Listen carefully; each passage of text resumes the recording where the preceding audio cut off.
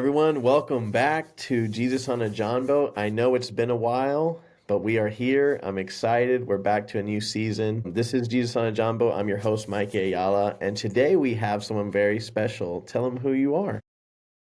I am David Beckworth, and I am a member at Mikey's new church, Highland Seventh-day Adventist Church.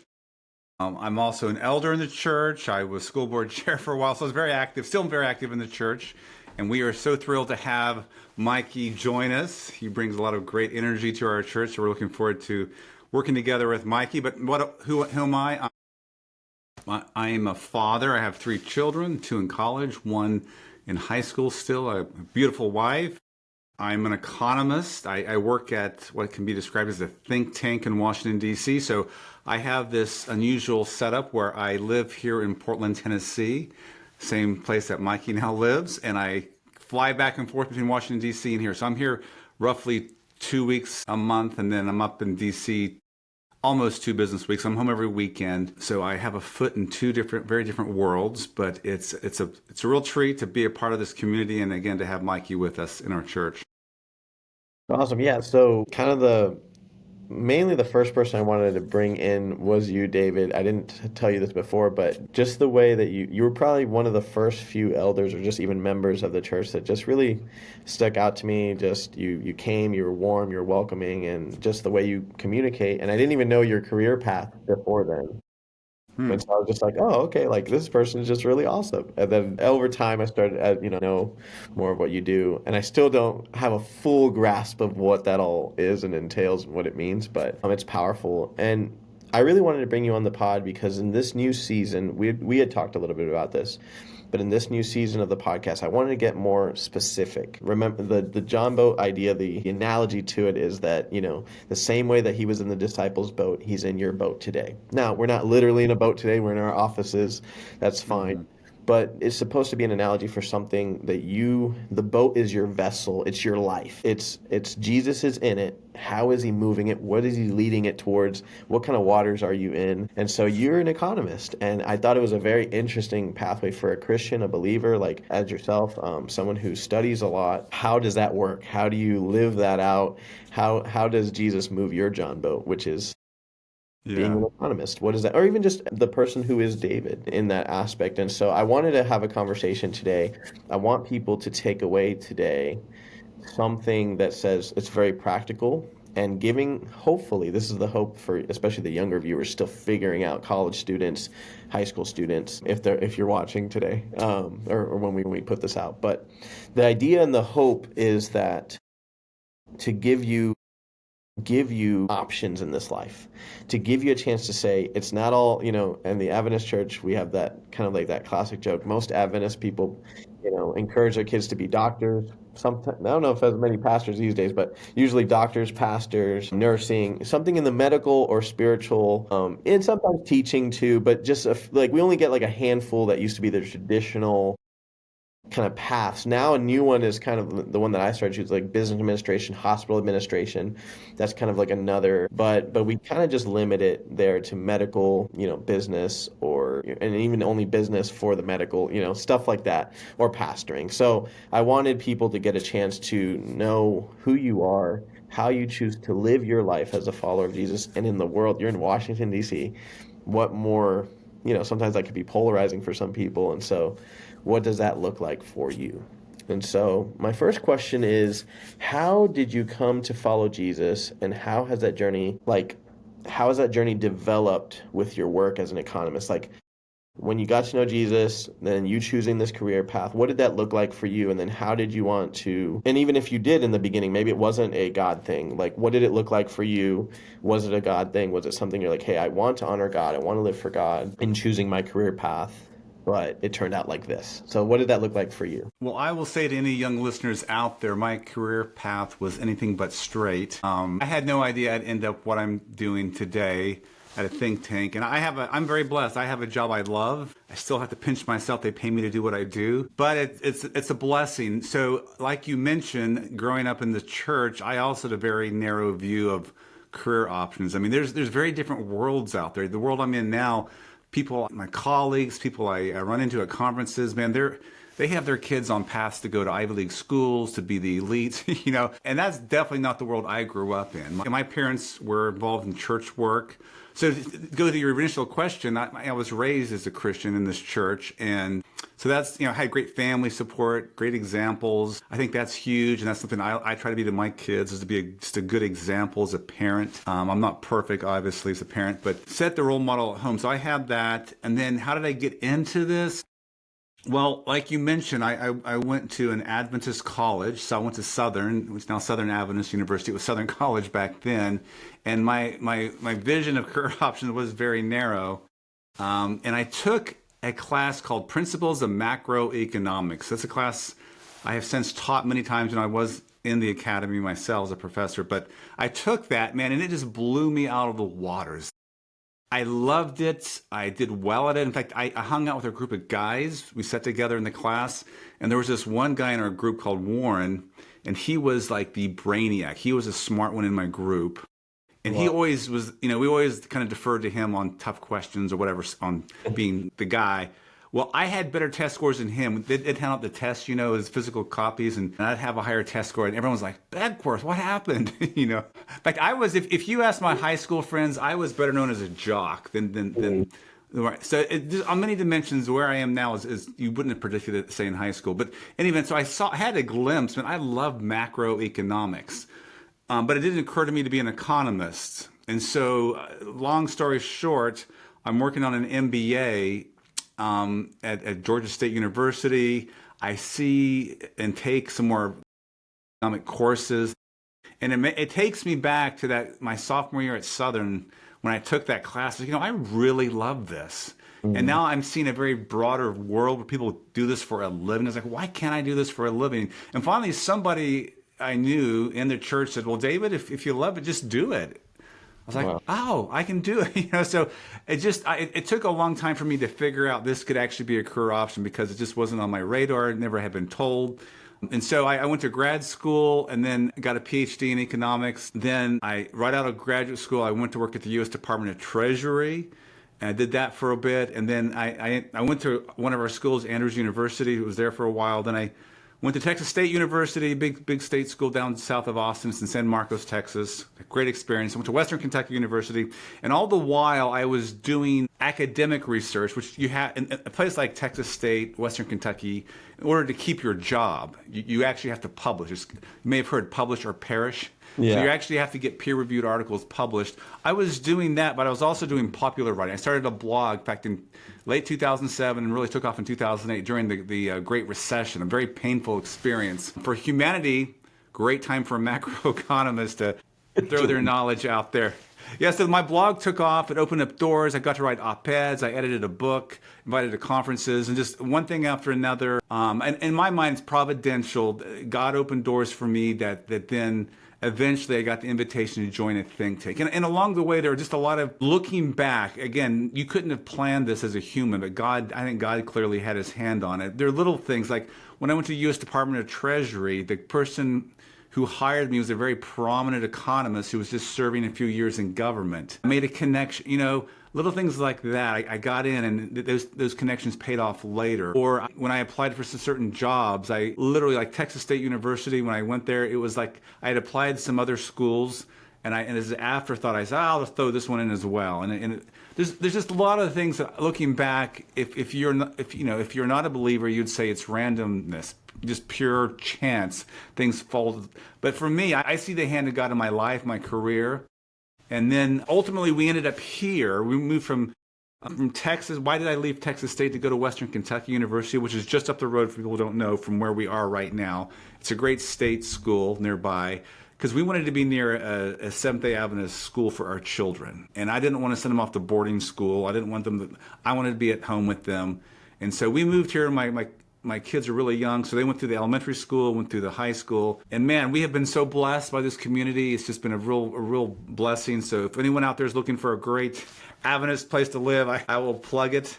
Of course, I'm a little biased, Mikey. I was school board chair here for a number of years. In fact, if you want to hear the horror stories, I was school board chair during the pandemic. That was quite an ordeal. But nonetheless, great time here. And then So I was working at Western Kentucky University, got the invitation, and they allowed me to commute. So they, again, I'm up there roughly 2 business weeks a month. It's not like a set pattern. Some days it's, I may fly out on a Sunday, come back on a Wednesday, which is what I did. I got back last night. Next week I'll fly out on Monday, come back on Thursday. But sometimes I'm working at home. So it's been a great experience. Did you want me to ask about how I reflect God at work, or did you have some other question you wanted me to go I down? guess first we can get there, but then Okay. before that, in that journey, kind of before, like you're in college, maybe even before college, or even after, like, what was your processing like with God on that? Or was it very much Oh, like, great question. yeah, Yeah. what did that look like for me? Just to give you the example, for me, it was like, kind of before I knew my walk with the Lord, the way before receiving the gospel the way I know it now, I kind of just like let God be on my journey. I'd be like, I'm gonna do this, and I'm gonna sprinkle God on that. That's not really the best way to do that, but that was my way. That was my Yeah. pattern. Just to give young people, some people have different patterns of how they want to involve God into their life, and so yeah, that's where the question kind of comes from. What did it look like from high school to college, and even now? Like, how did that develop, and where have you grown and changed, or has it been the same? I think I was like you, and I was just following my heart. What interests me. Honestly, it was like what intellectually satisfies me. I'm curious about. Now, I left out some details, and I'm going to bring this detail up just to encourage students if they change their major, if they start a job and they quit, don't give up. God's got you, and that's one thing I can take away from my career path as well as my studies. The Bible, God has a plan for you, and it may involve a lot of detours and stuff. So right after college, I'll say this. I actually applied and got into law school.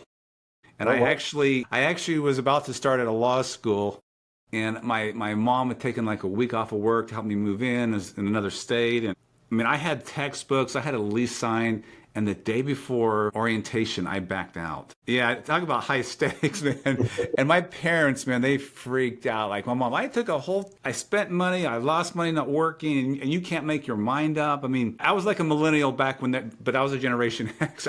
Anyway, so I moved back home, and it was, my parents were a little like, David, are you going to have a life? So I come home, I actually got a job, and I got into an MBA program. And honestly, I did the MBA simply because I don't know what to do with my life. And so again, I was like a boat tossed in the ocean trying to figure things out. And that's when I got my reintroduction to economics that I loved so much at Georgia State University. But I was working there. Okay, so again, keep in mind, I moved in with my parents. I dropped out of law school right before. I don't have a good Christian. I didn't have a girlfriend at the time. So my parents were like, David, this is not the ideal path. And then when I finally make the decision to get a PhD, I come home and I say, guys, I got good news. My dad goes, what? You got a real job? No. You got a woman? No. I'm going to get a PhD. They all like, no, David, you cannot be a professional student. So in their eyes, I was completely like just, I wouldn't say they thought I was lost, but they were really worried about me. My dad now looks back and laughs, David, that was the best decision you made, to get a PhD. So I do want to give young people hope. If you haven't figured it out, put it in God's, pray about it, see where God leads. And I'll be honest, as you get older, it's easier to look back in life and see where God did lead. When you don't have a lot of data points, it's sometimes harder. So I know it's easy for someone my age to say, man, I can see God clearly open and close doors. And when you're younger, it's a little more challenging. You got a little more leap of faith, I think. But God has a plan. In fact, there's passage in Psalms 139:16 talks about God has ordained a plan for your life before you were even conceived in your mother's womb. And for Hmm. every day, I mean, an ordained plan, that should give you hope. Yeah. So if you don't have it figured out, don't sweat it. And so to answer your question, Mikey, I honestly, I had a devotional life, but I really probably wasn't doing this. I could have prayed more intentionally about what I was doing. Yeah. But the Lord knew who I was, as flawed as I was, and worked with me and got me where I am. That's the grace, right? Beautiful. That Absolutely, yeah. I I guess needed a whole lot of grace. same here, brother. I was gonna ask, in following up from what you were sharing, what age were you when you decided for the PhD? When all that kind of was going back and forth, what age were you when it finally like Hey, clicked? I started actually pretty late for a PhD. So I think I was like 26 or 27. So I Okay. had like, so I actually, so to be clear, I graduated college in, normal, I think it was 22, 23. Then I spent a year as a task force assistant dean at Georgia Cumberland Academy. Great experience. And then I was like, what am I doing? I worked at a job, MBA. So that took some time. So I finally figured things out. By the time I actually was getting started, I was in close to getting into my late 20s, So, yeah, I forget how old I was when I was probably late 20s, early 30s when I graduated the PhD. That's old for a PhD track, to be honest.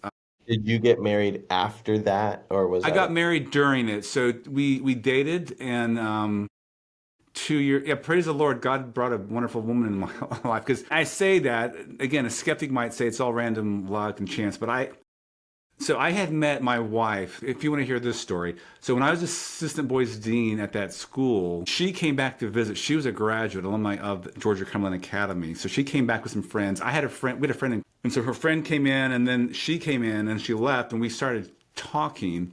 And that was the first time we had met. But the thing is, I'm 4 years older than her. So I had just graduated from college. She just graduated from high school. It didn't even cross my radar that, she's potential. I thought she was cute and attractive, physically attractive, but it's like, I'm an old guy. She's just a kid, So I didn't even cross my mind. But apparently I impressed her because it was like 3 or 4 years later, she actually she literally sought me out.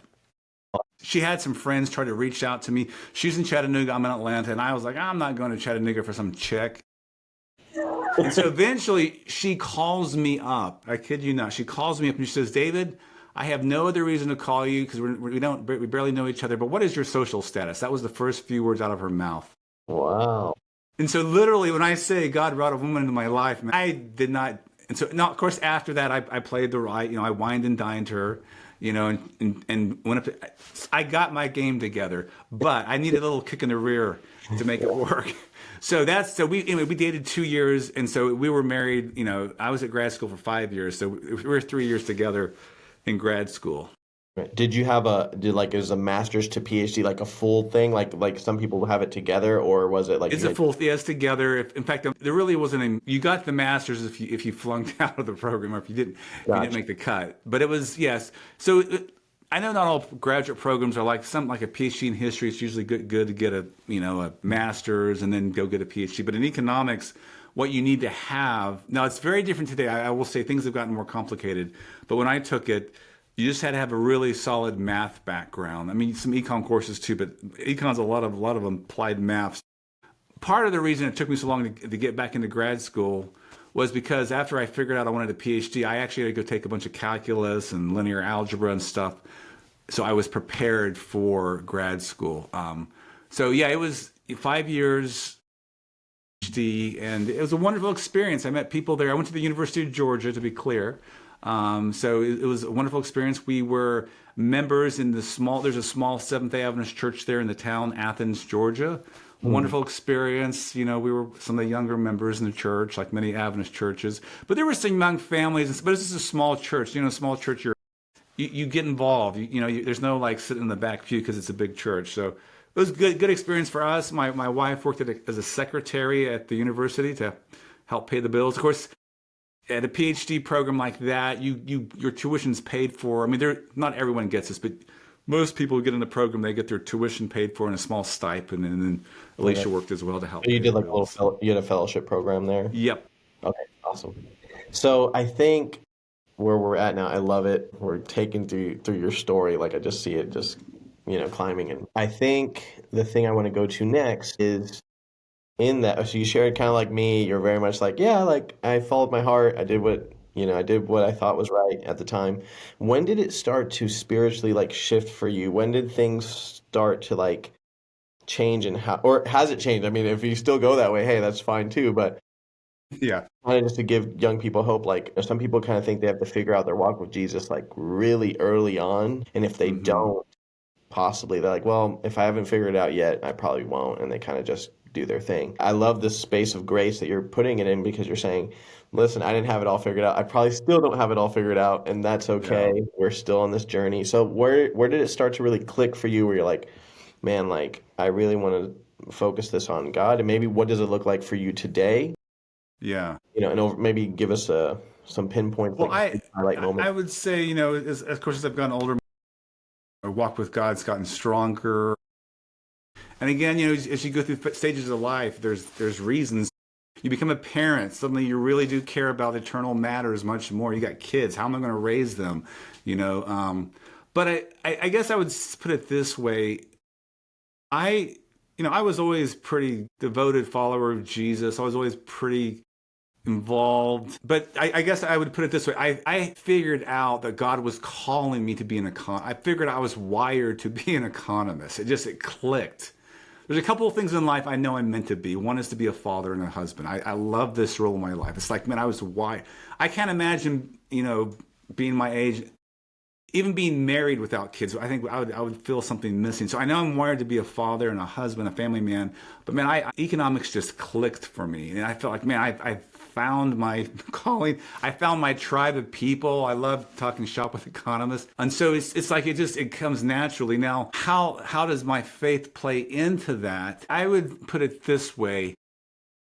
And this is something I've wrestled with. Like, I have friends who do Bible studies all the time. We have a friend, Les, and he's here in town. He's a physical therapist now. I look at people like him, and he makes contacts with his patients, and he starts asking them questions. Before you know it, he's doing Bible. I'm like, dude, that's awesome, But I'm in a very different world, very secular. And so I thought about that. I think there's like 3 ways I think I live out my faith in what I do now.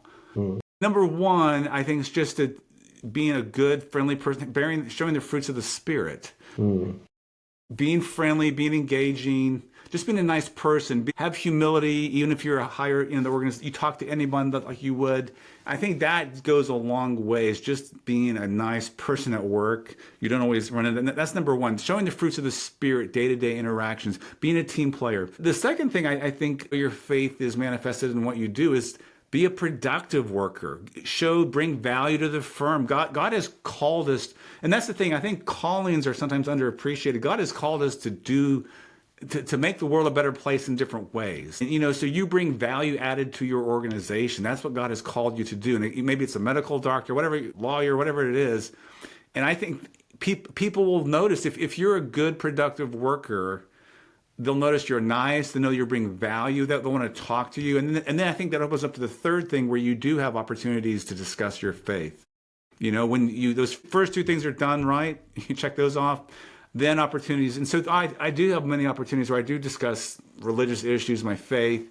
And I'll say this, and maybe this is, again, following my heart thing. But, I would say when you are having a walk with God, like, study and read into things that really light your fire about theology or about your relationship with God. It's good to know all the doctrines of the church, but if there's something that really lights your fire, and read up on it, follow it. So for me, for example, I'm really big on theories of God's providence. And man, I can't tell you how many conversations at work I've had about theories of God's providence. It comes up. I have some good Calvinist friends. I got some good Catholic friends. I don't want to claim I'm a scholar, but I've read enough maybe to be dangerous. I'll put it that way. But I can have a conversation about Calvinism, Arminianism, Molinism, different theories that'll be more of a Protestant tradition. And then the Catholic, there's the Thomist and the Molinist. So I'm able to have these fun conversations because I care about this, And the thing is, when you're excited about it's kind of like anything. You get excited about it, you want to share it with somebody else, right? Like you get a really good restaurant. Man, you guys, you got to check out this restaurant. So you get excited about something about God. It's like easy to share. So another example is the Trinity. I've really done a lot of reading on the Trinity. Why does it matter? And what are the implications? And I've had some fantastic conversations at work about the Trinity. Wow. I have Orthodox Christian friends. I got Catholic Christian friends. I got, evangelical friends at work. And we have these interesting conversations of their views of the Trinity versus mine. And they just organically happen, hallway conversations. But I think those first 2 things are important, that you show the fruits of the Spirit so people will want to talk to you. And then 2, that you are a productive team player at work. So, if you don't have those things in place, I think it's much harder to have the conversations about your religious experience at work. So things just kind of take care of themselves. And, I'll give another example. We were in our lesson study at the time, what we call our quarterly in our church. We were studying the book of Daniel. And at the time, that really lit my fire. I really wanted, so I read up a bunch of commentaries on the book of Daniel. And one that one of the books I really liked was William Shea, his work on Daniel. He's a great theologian in our church. He's now passed away. But I learned so much from it, including like the debates over how to date Daniel. Is it 6th century BC or 2nd century?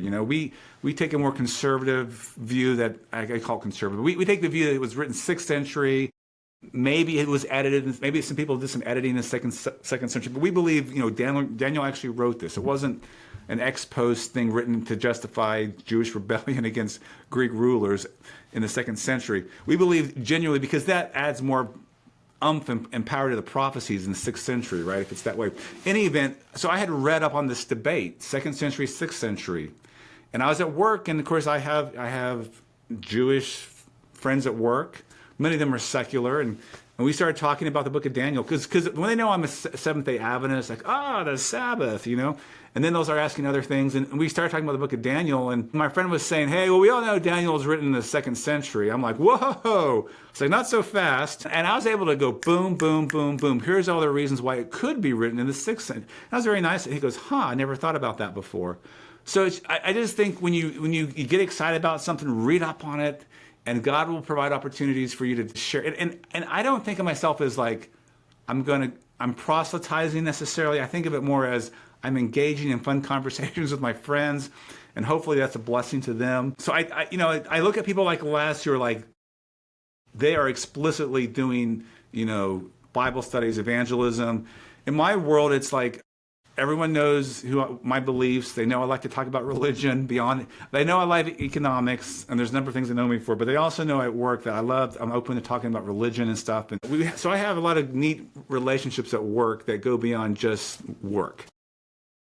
You're showing something so powerful here because some career paths, like not all career paths translate to the same amount of access and to the same amount of, intentionality needed. Sometimes people come in, I want to make sure that I'm converting people and I'm doing those things, and that's totally fine. There's some jobs where that allows you to. In your case, you are allowing yourself to let God use you to be influential to a variety of different backgrounds. And like one approach, it's not a one size fits all. And I mean, you got to get to know these people, gain their trust, and not gain their trust in the sense to then like move in on them, but like gain their trust to just have friendship. And I think you're living by that principle where, God is the one who grows it. We can plant the seed or we can tend to it, but like really God is the one who grows the church. He's the one who grows the believers. And so, I think some people have to take a little bit more of a subtle approach and let the Holy Spirit, you're letting the Holy Spirit move in deeper ways because you're saying, hey, like, I can't come in here in order to have actual, a real relationship with these people, actually have influence by your character, which is what I'm seeing your different steps are. Like, you're letting your character speak of God's character. You're letting it link back to something. I'm sure they're asking themselves, man, that David guy, he's different. I'm sure they've had. The Lord is blessing. The other thing I'll say, the Lord is this blessing me at work too. I have a podcast. I do research, and I've been blessed. I have no other way to say it. I mean, I give God glory for what He's doing at work and opportunities, people I get to meet. So I mean, look, you got to do the hard work again. Like I said, you got to let the fruits of the Spirit show. You got to do the hard work, but God will open up doors and just give you chances again. And sometimes I criticize myself, like, Dave, you need to be more intentional. But I literally, my day, I start my day off with prayer, devotion, study. And then I just say, let's see what happens, God. And sometimes hallway conversation on the theory of God's providence, and then, but sometimes it's not just the theory. It's like, what are the practical implications? Like, man, God's got you. Like this matters because you can have assurance of salvation. Like, so you have these. If everything is legalistic, works driven, you're not sure whether you're going to be saved or not. Man, getting to a place where God is in control and He's working to put you on a path to salvation, that's awesome. That's reassuring. So you have these theoretical conversations that lead to practical applications with people. I love that, and I think there's beautiful room for that. Some might not agree, but I love that subtle approach. I really love that sense of this is who you are. It isn't like a thing where you clock it in and clock it out. You fully let your walk influence your walk in this life. Like that's like that connection with Jesus is not, you've made it a part of every part of your DNA of who you are, and let's say, hey, Jesus, you take over. I know the way you saved my life, it wasn't this like one particular person in my face. It could have been something more subtle than that. It could have been conversations that transformed lives. And so I appreciate that. I think the next area, like we've talked about kind of the beautiful sides of it. I want to get a little bit, and I think this is the area, depending on our time, but this is the kind of like one of the areas I want to focus on near the end of our time here. It's all right, we've seen like the beautiful, like you let it be part of your life, you let it be a part of your conversation and part of who you are. Now you're in a space where you're influencing decisions probably and you don't have to talk about the details of that. I mean, there's some stuff that obviously could be confidential, right? But more so you and I had this conversation, kind of, you brought up Daniel, right? Daniel had to be in the politics of Mm. Babylon. He had to be a part of all these things. And so in your case, you kind of like can relate to Daniel in many ways. But in the hard parts, I want to talk about maybe give people some practical aspects of like, hey, sometimes I have to make hard decisions. Sometimes I have to be involved in conversations that I have to be spiritually mature for to handle and say, and maybe they're not. I'm just wanting to, I know in every job and every career, Yeah, easy parts, there's highlights and there's some hard sides where you're like, man, Lord, why am I here? This is tough, and yeah, stuff like that. And so I kind of want to talk about a little bit more of the tough areas, tough decision. You don't have to get specific to the decision, sure. professionalism of our careers and stuff, right? But more Yeah, so the yeah. principles in that like hard decision that you've had to make, and how do you navigate and let God lead you in those spaces, in those hard conversations. Well, when I think of hard areas in work life, I think of two. I mean, one is just in any job, you got to make tough decisions. Sometimes you got to let people go. Sometimes, you got to discipline them, and, you got to make budget choices. And that's never fun, but it has to be done. And you just hope pray that you have the grace to do it the best way possible. So I think God can be a part of that as well. But I think what you're getting at is more the situation where you work with or you meet people who don't share your values, and maybe they view the world very differently than you. How do you engage them? They may have some views that you find I'm on 180 degrees the other direction. And there's this saying, politics is the art of compromise. Mm. And this is true not just like in Washington, D.C., but even like in our church. Like any sizable church, you're going to have people with different views and everything from how to run the church to certain the nuances of doctrines. And you got to learn to like find a way to move forward and still be civil, have a discourse. In fact, I have a colleague at work, he did a program, it's called Pluralism, because our country has become so divided.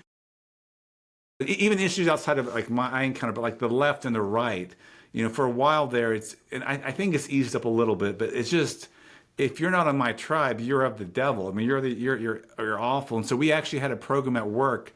It Yeah. was called Pluralism, and we had these labs. We'd bring people who are very, very passionate on the left, very passionate on the right. We literally put them in a room together. We made them talk and see where there's common ground, and could they agree to disagree.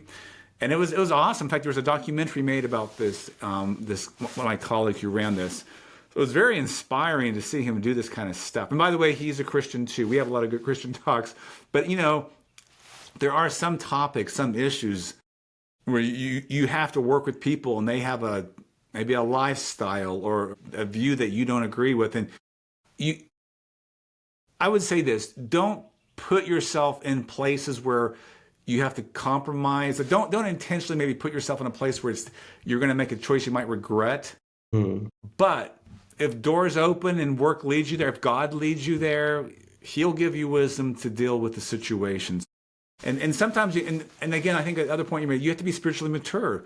You have to say, look, we're going to talk about this issue here, and this other one where we maybe vehemently disagree. We're just going to leave that alone and be mature enough to do that. And sometimes it's not always, especially in this world, it's not always easy. It's not always easy to be able to agree to disagree and focus on the areas where you can be, you can work on an issue. But yeah, I've had many opportunities to be in those conversations. And again, I would say don't force yourself into a situation like that where things might blow up. But if you find yourself there, and that's where I'd say God opens doors through work, and you end up there. And the example of Daniel that I want to highlight, because I think it's such a powerful one. In fact, I'll put a shout out to Pastor Mikey's sermon he had on Daniel. So go check it out on YouTube. It was really good. It really spoke to me.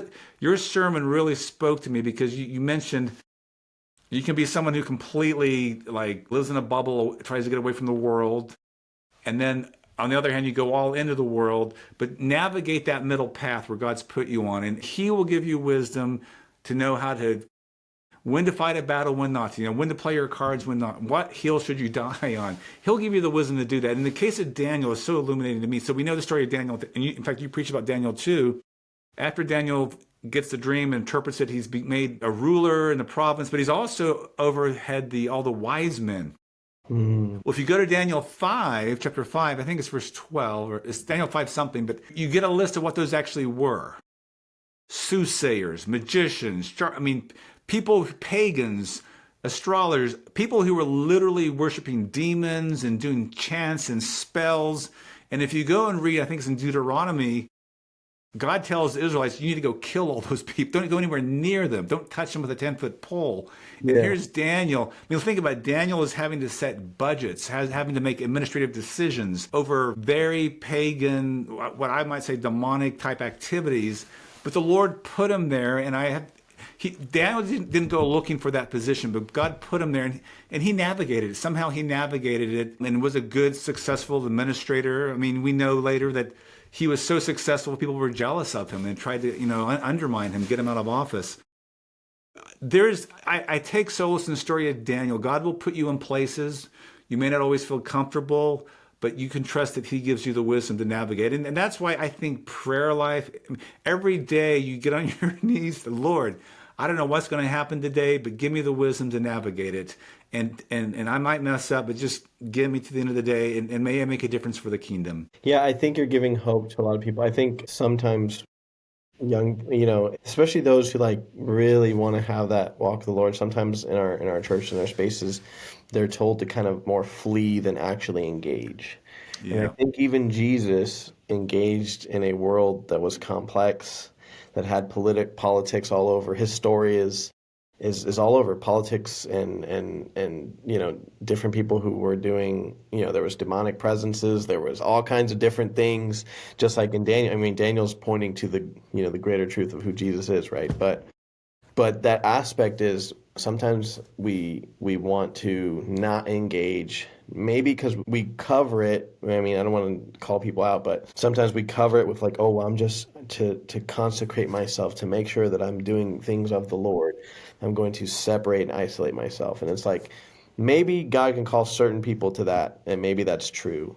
But there's a lot in our world right now. Before He comes, He needs us to engage. And what you're encouraging. Absolutely. And you're doing it in a loving way. You're not like doing it in like one of those like, it's my burden to carry this. And Yeah. It's more of a space to say, guys, it was something God put into my life. It wasn't something that I was like, you didn't wake up and you're like, I'm going to be an economist since you were 8 years old, and you're like, and I'm going to make sure that I, connect people to Jesus through economy. Like, that's just not what you thought of. Yeah, no, I have the hindsight of my age. I'm in my early 50s.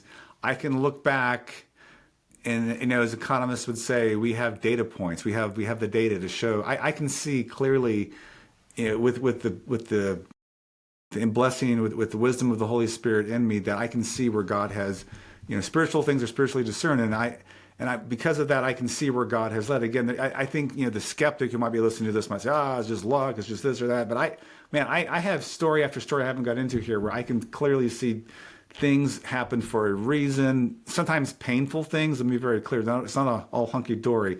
Sometimes, anyways, I could tell some not so nice stories. But looking back, all I can say is praise God. And what it does is it gives me hope for the future.